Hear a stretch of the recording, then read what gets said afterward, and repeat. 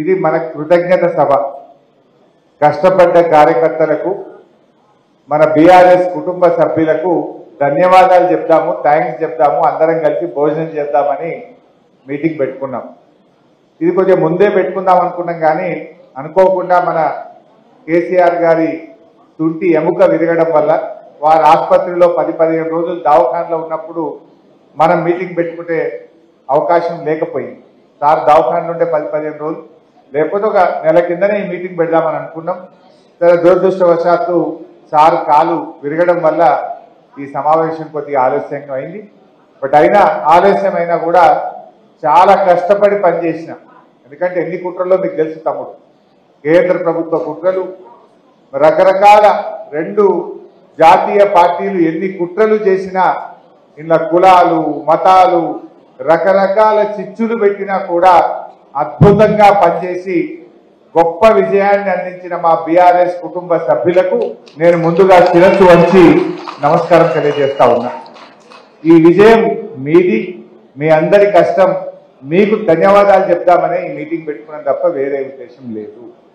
So ఇక వేదిక మీద ఉన్న పెద్దలు, సభాధ్యక్షత వహిస్తున్న గౌరవనీయులు ఒంటేరు ప్రతాప్ రెడ్డి గారు, గౌరవ ఎమ్మెల్సీ గారు పెద్దలు యాదవ్ రెడ్డి అన్న గారు, గౌరవనీయులు మన జెడ్పీ చైర్మన్ సోదరిమణి మన రోజా రాధాకృష్ణ శర్మ గారు, గౌరవనీయులు డిసిసిబి చైర్మన్ చిట్టి దేవేందర్ రెడ్డి గారు, గౌరవనీయులు సీనియర్ నాయకులు పెద్దలు భూమిరెడ్డి అన్న గారు, అదేవిధంగా మన జిల్లా గ్రంథాలయ సంస్థ అధ్యక్షులు గౌరవనీయులు ప్రభాకర్ రెడ్డి గారు, తమ్ముడు మాదా శ్రీనివాస్ గారు, రాజమౌళి మన మున్సిపల్ చైర్మన్ గారు, రవీందర్ గౌడ్ మున్సిపల్ చైర్మన్ గారు, గౌరవ ఎంపీపీలు, జెడ్పీటీసీలు, మండల పార్టీ అధ్యక్షులు, సీనియర్ నాయకులు, సర్పంచులు, ఎంపీటీసీలు, కౌన్సిలర్లు, రైతు బంధు సమితి అధ్యక్షులు, ఉద్యమకారులు, వేదిక మీద ఉన్న పెద్దలకు, కింద ఉన్న మా కుటుంబ సభ్యులకు, జర్నలిస్టులకు ప్రతి ఒక్కరికి నేను పేరు పేరున నమస్కారం తెలియజేస్తా ఉన్నా. మిత్రులారా, మా ఎంపీపీ గారు మాట్లాడుతూ చెప్పినాడు, మన సార్ది 45,000 మెజార్టీ కాదు, వాస్తవానికి పోయినసారి కంటే ఎక్కువనే వచ్చింది అని చెప్పింది. చాలా కుట్రలు జరిగినాయి. మన దగ్గర ఎన్ని నామినేషన్లు వేసిందే మీకు తెలియదా? 154 నామినేషన్లు వేసింది. అబ్బబ్బ, ఎంత రకరకాల కుట్రలు అనుకోరాదు. అన్ని 154 నామినేషన్లు వేస్తే తర్వాత విడ్రాయల్స్ తర్వాత మిగిలినవి 47 నామినేషన్. అది ఏమైంది పాపం, 47 నామినేషన్లకు 4 మిషన్లు అయినాయి. అయినాయా లేవా? ఒక్క మిషన్ ఉంటేనేమో చక్కగా పోతురు, కారేడుతో చూసి గుద్దుడు. ఈ 4 మిషన్లల్లా నడవచ్చిన వాళ్ళు, కళ్ళు కనబడిన వాళ్ళు, ముసలోళ్ళు, గూనెోళ్ళు, గుడ్డోళ్ళు, రకరకాలుగా పేదలు, వృద్ధులు పాపం చూడలేక దాదాపు 18,750 ఓట్లు చిక్కిపోయి, 18,750 ఓట్లు చిక్కిపోయింది. అంతేకాదు ఆ రోడ్ రోలర్ గుర్తుకు ఒక 2,200 ఓట్లు రోడ్ రోలర్ గుర్తుకు పోయింది. అది కారును పోలి ఉండడం వల్ల ప్రతిసారి మన పార్టీకి నష్టం జరుగుతూ వస్తుంది. ఇన్ని పోయినా, ఇన్ని నామినేషన్లు పడ్డా, ఇన్ని కుట్రలు జరిగిన 45,000 మెజార్టీతో మన సార్లు గెలిపించిన మీ అందరికీ నేను పేరు పేరున కృతజ్ఞతలు, ధన్యవాదాలు తెలియజేస్తా ఉన్నా. చాలా బాగా పనిచేసినారు కార్యకర్తలు. ఇందాక మా మండల పార్టీ అధ్యక్షుడు చెప్పిండు, అట్లా ఎన్నో ప్రయత్నాలు జరిగినాయి. అయ్యో ఓట్లు పెట్టించుడు, గుళ్ళలో దొరికించుడు, కథలు చేసింది. బట్ అయినా కూడా చక్కగా మా కార్యకర్తలు బాగా పనిచేసినారు. అంటే ఇలా తెలంగాణ రాష్ట్రంలో ఒక అద్భుతమైన రికార్డ్. ఇలా గజ్వేల్లో ఒక నానుడు ఉండేది, ఇది ఒక్కసారి గెలిస్తే రెండోసారి గెలవరు, ఊకే మారుడే ఉండే కదా ఇదివరకు. కానీ ఆ రికార్డును బద్దలు కొట్టి 3 సార్లు కేసీఆర్ని గెలిపించింది కూడా మా గజ్వేల్ బీఆర్ఎస్ కుటుంబ సభ్యులు. అంతేకాదు గజ్వేల్లో మనకు అదొక్కటి మాత్రం కింది మీద అయింది. గజ్వేల్ లెవెల్కి వెళ్తే గవర్నమెంట్కి అదే వస్తుంది అనుకున్నాం, కానీ ఈసారికి అది ఒక్కటి జర కింది మీద అయింది. బట్ అదర్వైజ్ అద్భుతమైన మెజార్టీని మీరు ఇచ్చింది. అంతేకాదు మన ఇవాళ తెలంగాణ ప్రజలు 2 సార్లు కేసీఆర్ను ముఖ్యమంత్రి చేసుకుంటే, ఇవాళ ప్రజలు ఆశీర్వాదంతో 2 సార్లు కేసీఆర్ ముఖ్యమంత్రి అయితే, మీరు మాత్రం అదృష్టవంతులు, 3వసారిని కేసీఆర్ గెలిపించుకున్న ఘనత మన గజ్వేల్కు మనకే దక్కింది. గజ్వేల్ ప్రజలకు కూడా నేను హృదయపూర్వకంగా బీఆర్ఎస్ పార్టీ పక్షాన, కేసీఆర్ గారి పక్షాన, గజ్వేల్ ప్రజలందరికీ నేను హృదయపూర్వకంగా కృతజ్ఞతలు నమస్కారం తెలియజేస్తా ఉన్నా. సో ఈ రకంగా చాలా బాగా చేసుకున్నాం. గజ్వేల్ అనేటువంటిది ఇలా అభివృద్ధిలో అద్భుతంగా జరిగింది. మొన్న కూడా అసెంబ్లీ జరిగితే మొన్న జరిగిన అసెంబ్లీ సమావేశాల్లో కూడా గెలిచినటువంటి కాంగ్రెస్ పార్టీ మన గజ్వేల్ మీద ఎక్కసాన్ని వెళ్ళగక్కే ప్రయత్నం చేసింది. అంటే మన మీద ఒక రకమైనటువంటిది వాళ్ళు ఎప్పుడు ప్రచారంలో కూడా పెట్టినారు. అసెంబ్లీలో కూడా మొన్న నిండు శాసనసభలో కూడా గజ్వేల్ మీద ఒక రకమైనటువంటి ఎక్కసాన్ని వాళ్ళు వెలుగుచ్చే ప్రయత్నం అధికార పార్టీ వాళ్ళు చేసింది. బట్ ఏది ఏమైనా ఇవాళ గజ్వేల్ ప్రజల్లో ఒక నమ్మకం అయితే ఉంది. మా కేసీఆర్ వచ్చినాక మా జీవన ప్రమాణాలు పెరిగినాయి. గజ్వేల్లో తాగునీటి సమస్య తీరింది, సాగునీటి సమస్య తీర్చిండు. గజ్వేల్ అభివృద్ధిలో ముందుకు పోయింది మా కేసీఆర్ వల్ల అని చెప్పి ఇవాళ ప్రజలందరూ కూడా అనుకుంటా ఉన్నారు. నిజంగా బీఆర్ఎస్ పార్టీ వచ్చిన తర్వాత గజ్వేల్లో కేసులు తగ్గినాయి. ఇవాళ హత్య రాజకీయాలు కానీ, క్రిమినల్ కేసులు కానీ, దండుగలు కట్టుడు కానీ, పంచాయతీలు చెప్పుడు కానీ, పోలీస్ స్టేషన్ల చుట్టూ కోర్టుల చుట్టూ తిరిగేది తగ్గించింది మన బీఆర్ఎస్ పార్టీ. గత చరిత్ర ఎట్లా ఉండేదంటే గజ్వేల్లో అన్ని కేసులే, కుట్రలు కేసులు. ఈ గవర్నమెంట్ వస్తే వాని లోపలేసుడు, వాని గవర్నమెంట్ వస్తే వీని లోపలేసుడు. ఇది గజ్వేల్లో ఉన్న గత చరిత్ర. కానీ ఆ చరిత్రను తిరగరాసింది మన బీఆర్ఎస్ పార్టీయా కాదా మీరే ఒక్కసారి చెప్పండి. ముఖ్యమంత్రి గారే మన ఎమ్మెల్యే ఉన్నా ఏ ఒక్కరోజన్నా ఒక కాంగ్రెస్ పార్టీని లోపలేసినామా? అక్రమ కేసులు పెట్టినామా? అట్లాంటి కుట్రలు చేసిన చరిత్ర మన పార్టీకి ఉందా? మన కేసీఆర్ ఎంతసేపు ప్రజలు గెలవాలి, ప్రజలు బాగుండాలి, గజ్వేల్ అభివృద్ధి చెందాలి, మన కుట్రలొద్దు, కుతంత్రాలొద్దు, కేసులొద్దు అని ఆయన ఎంతసేపు మంచి నీళ్ళు ఎట్లియాలి, సాగునీళ్ళు ఎట్లియాలి, రోడ్లు ఎట్లా బాగా చేసుకోవాలి, గజ్వేల్ పల్లెలు ఎట్లా బాగుపడాలని ఆలోచించాడు. అది ఇలా మనం చేసిన పని. కానీ వీళ్ళు వచ్చి నిలవలేని రోజులు కాలే, కేసులే కేసులు. ఇప్పుడు మా తమ్ముడు చెప్పిండు, మా వర్గాల తమ్ముడు చెప్పిండు. ఇప్పుడు చాలా మంది మా కార్యకర్తలు కూడా చెప్తా ఉన్నారు నాకు, ఏంటి ఎంతసేపు బెదిరించుడు, మన కుట్రలు, క్రిమినల్ కేసులు, రాజకీయాలు చేస్తా ఉన్నారు వాళ్ళు. అంటే మీరు దేంట్లో అభివృద్ధి సాధిస్తున్నారు? కేసీఆర్ గారేమో గజ్వేల్ను అద్భుతంగా మరి ఆయన అభివృద్ధిలో ముందుకు తీసుకుపోతే మీరు కేసుల్లో ముందుకు తీసుకుపోతున్నారు. కేసీఆర్ గారేమో గజ్వేల్ ప్రజల జీవన ప్రమాణాలు పెంచడంలో పోటీ పడ్డాడు. మీరేమో కేసులు, కుట్రలు, అక్రమ కేసులు పెట్టడంలో మీరు పోటీ పెడుతున్నారు. ప్రజలకు కావాల్సింది కేసులా? ప్రజలకు కావాల్సింది సంక్షేమ పథకాల? ప్రజలు కోరుకున్నది అభివృద్ధిని కోరుకున్నారు, సంక్షేమ కార్యక్రమాలు కోరుకున్నారు. కానీ మీరు చేస్తున్నది ఏంటంటే ఇవాళ మా పిఎస్సిఎస్ చైర్మన్లను దించడం, మా ఎంపీపీలను దించడం, మున్సిపల్ చైర్మన్ల మీద బెదిరించి అవిశ్వాసాలు పెట్టడం, కేసులు పెట్టడం మీద మీరు దృష్టి పెడతా ఉన్నారు. మీరు ఏం చెప్పారు ప్రజలకు? ఆ రోజు మనం కూడా చర్చ పెట్టాలి ప్రజల్లో. ఏమని చెప్పిందే? మేము గవర్నమెంట్ రాగానే డిసెంబర్ 9 తారీఖు నాడే 2 లక్షల రూపాయలు రుణమాఫీ చేస్తామన్నారు. చేసిండ్రా? మేము రాగానే 2000 పింఛన్ కాదు, ఇక మీకు 4000 తయారున్నాయి, 4000 ఇచ్చుడే అన్నారు. వచ్చినాయా? అరే మీరు కరెంటు బిల్లులే కట్టకుర్రి, ఇక ఫ్రీ కరెంట్ అన్నారు. ముక్కు విండి ఇలా కరెంట్ వాళ్ళు వచ్చి ఊళ్ళల్లో బిల్లులు వసూలు చేస్తున్న పరిస్థితి ఉన్నది.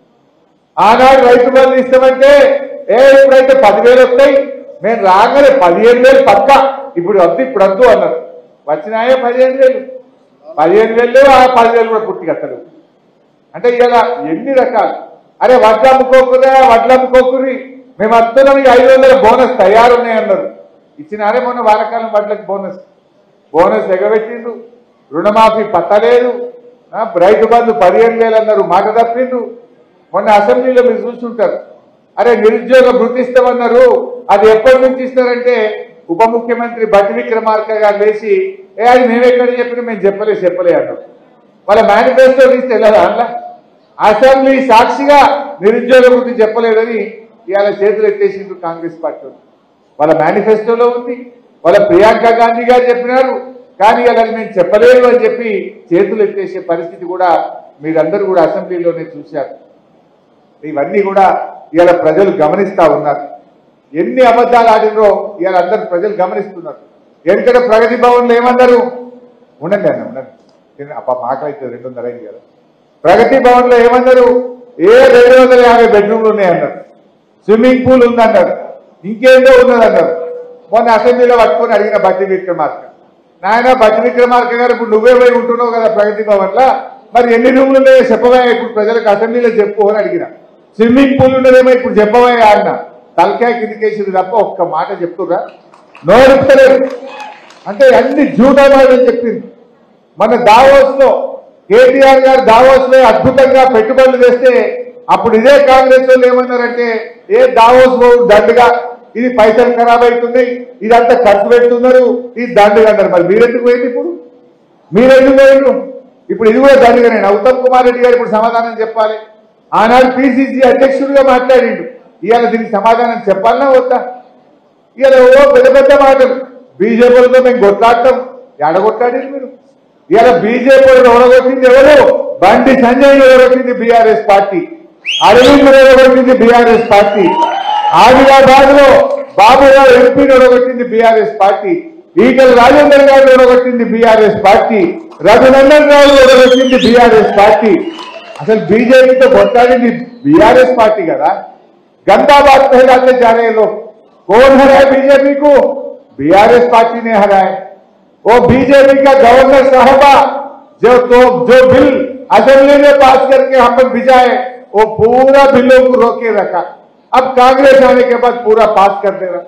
अब कौन किससे मिल गया? जब क्यों रोक रहे, अब क्यों पास हो रहा बिल? मालूम नहीं हो रहा क्या? अब अदानी भी आ गए। मेरा भाई अदानी का याद कर रहा।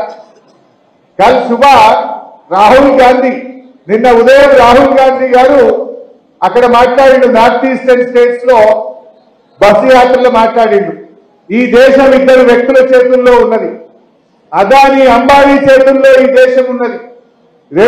ఈ రెండు వ్యక్తుల చేతుల్లో 500 కంపెనీలు ఉన్నాయి. అదానీ అవినీతి వెనుక ప్రధాని ఉన్నాడు అని అక్కడనేమో రాహుల్ గాంధీ మాట్లాడతాడు. పొద్దుగాల రాహుల్ గాంధీ అదానీ అవినీతి పరుడు, అదానీ అవినీతి వెనుక ప్రధాని ఉన్నాడని పొద్దుగాల రాహుల్ గాంధీ మాట్లాడితే, పొద్దుకేమో రేవంత్ రెడ్డి అదానీని అనిపించుకుంటాడు. మరి ఇప్పుడు ఈ రేవంత్ రెడ్డిని కరెక్టా, రాహుల్ గాంధీని కరెక్టా? ఆయననేమో అవినీతి పరుడు అంటాడు, ఈయననేమో అనిపించుకుంటాడు. ఈయన పోయి 12,200 కోట్లకు నేను అగ్రిమెంట్ చేసుకుంటున్నా అని షేక్ హ్యాండ్ ఇచ్చుకుంటాడు. మరి ఇప్పుడు ఇవాళ ఏందనేది మనకు అర్థమైతలేదా? ఇలా బీజేపీ లాంటి మతసత్వ శక్తుల మీద పోరాడింది బీఆర్ఎస్ పార్టీ, సెక్యులరిజాన్ని కాపాడింది బీఆర్ఎస్ పార్టీ, అభివృద్ధిలో ముందుకు పోయింది బీఆర్ఎస్ పార్టీ. కాంగ్రెస్ వాళ్ళు ఏమేమి బీజేపీతో కొట్లాడటమన్నారు. మొన్న పోయింది ఢిల్లీకి, పాలమూరు ప్రాజెక్టుకు జాతీయ హోదా అంటే ఇచ్చేది లేదు పోనన్నారు. మరి కొట్లాడుతురా, పులదండలు వేస్తున్నారు, మెడలు వంచుతామన్న కాంగ్రెస్ పార్టీ వాళ్ళు బీజేపీ కేంద్ర మంత్రుల మెడల్లో దండలు వేయడానికి పోటీ పడుతున్నారు, పూలదండలు వేసి వాళ్ళని ప్రసన్నం చేసుకునే ప్రయత్నం చేస్తున్నారు. ఏది మీ పోరాటం అని నేను అడుగుతా ఉన్నా. ఇవాళ ఎవరితో కుమ్మక్కైందో మా తెలంగాణ ప్రజలకు ఇవాళ ఒక విషయం స్పష్టంగా అర్థమవుతూ వచ్చింది. బట్ ఏది ఏమైనా నేను మీ అందరినీ కోరేది ఒక్కటే, మనం మంచిగా కలిసి పనిచేద్దాం. 24 గంటలు నా తలుపులు గజ్వేల్ ప్రజల కోసం ఎప్పుడూ సిద్దిపేటలో లాగా కలిసే ఉంటాయి.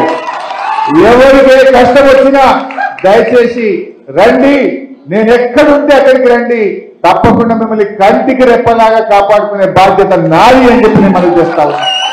మా వేదికలో ఏదైనా పెద్దలు చూస్తారు, అదేదైనా కాందుంటే సీదా నా దగ్గర రండి, నేను కాపాడుకుంటా మిమ్మల్ని. ఎవరు అధైర్యపడాల్సినటువంటి అవసరం లేదు. అంత అవసరం ఉంటే ఫోన్ చేయండి, నేనే మీ ఊరికి వస్తా. ఎక్కడ అన్యాయం జరిగితే, ఏ పోలీస్ స్టేషన్కి అయినా, ఏ మండలానికైనా నేను వచ్చి మీతో భుజం కలిపి కొట్లాడడానికి సిద్ధంగా ఉన్నా. పోరాటాలు మనకు కొత్త కాదు. మనకు కొత్తనా? నేను అసలు అరెస్ట్ కాని పోలీస్ స్టేషన్ లేదు తెలంగాణలో. తెలంగాణ ఉద్యమంలో హైదరాబాద్ లో నన్ను పెట్టని పోలీస్ స్టేషనే లేదు. నేను ఓడి పోలీస్ స్టేషనే లేదు. పోలీస్ స్టేషన్లు కొత్త కాదు, ఉద్యమాలు కొత్త కాదు, పోరాటాలు కొత్త కాదు. అరెస్ట్ అయి మెదక్ జైల్లో 4 రోజులు ఉన్న తెలంగాణ ఉద్యమంలో. వీటికి భయపడే పార్టీ కాదు బీఆర్ఎస్ పార్టీ. నేనుంటా, మీరు ధైర్యంగా ఉండండి, అన్నిటికీ మీకు అండగా ఉంటాం. ఎవ్వరూ అధైర్యపడాల్సినటువంటి అవసరం లేదని చెప్పి మా ఉద్యమకారులకు, మా తమ్ముళ్లకు నేను మనవి చేస్తా ఉన్నా. ఈరోజు అభివృద్ధి కొనసాగాలి. ఇలా గజ్వేల్లో కేసీఆర్ గారు మంజూరు చేసిన ఎస్డిఎఫ్ పనులను, పంచాయతీరాజ్ పనులను, R&D పనులను ఇలా వీళ్ళు ఆగబట్టిండ్రు. చూడండి, కొత్త గవర్నమెంట్ వస్తే ఇంకా ఎక్కువ పనులు తేవాలి, ఎక్కువ పైసలు తేవాలి, ఇంకా బాగా పనిచేసి ప్రజల ప్రేమ పొందాలి. కానీ ఇలా కేసీఆర్ గారు ఇచ్చిన పైసల్ని వాపసు తీసుకుపోయే ప్రయత్నం చేస్తున్నారు. కేసీఆర్ గారు మంజూరు చేసిన పనులను ఇలా ఆపేస్తా ఉన్నది కాంగ్రెస్ పార్టీ. ఇది ఎక్కడి పద్ధతి అని నేను అడుగుతా ఉన్నా. మీకు చేతనైతే కేసీఆర్ గారు ఇచ్చిన దానికంటే ఎక్కువ డబ్బులు ఇవ్వండి, ఎక్కువ పనులు చేయండి, అట్ట మీకు ప్రజల ప్రేమ పొందండి తప్ప గజ్వేల్లో కేసీఆర్ గారు ఇచ్చిన పనులు ఆపితే మా గజ్వేల్ ప్రజలు తిరగబడతారు, జాగ్రత్త అని చెప్పి నేను హెచ్చరిస్తా ఉన్నా. ఇదెక్కడి సంస్కృతి అండి? ప్రభుత్వాలు ఇంకా 2 పనులు ఎక్కువ చేయాలి, కానీ వచ్చిన పైసలు వాపసు తీసుకుంటారా? ఇచ్చిన పనులను ఆగబడతారా? జరుగుతున్న పనులను ఆపాలని చెప్పేటువంటి ప్రభుత్వం ఎక్కడన్నా ఉంటుందా అని చెప్పి ఈరోజు నేను అడుగుతా ఉన్నా. ఇలా ప్రజలు నేను ఊళ్ళలో పోతే అడుగుతా ఉంటే నాట్లు కమ్మి పడుతున్నాయి అంటున్నారు. చాలా ఊళ్ళలో పోయిన యాసంగిలో పడ్డని నాట్లు ఈసారి పడతలేవట. పడుతున్నాయా?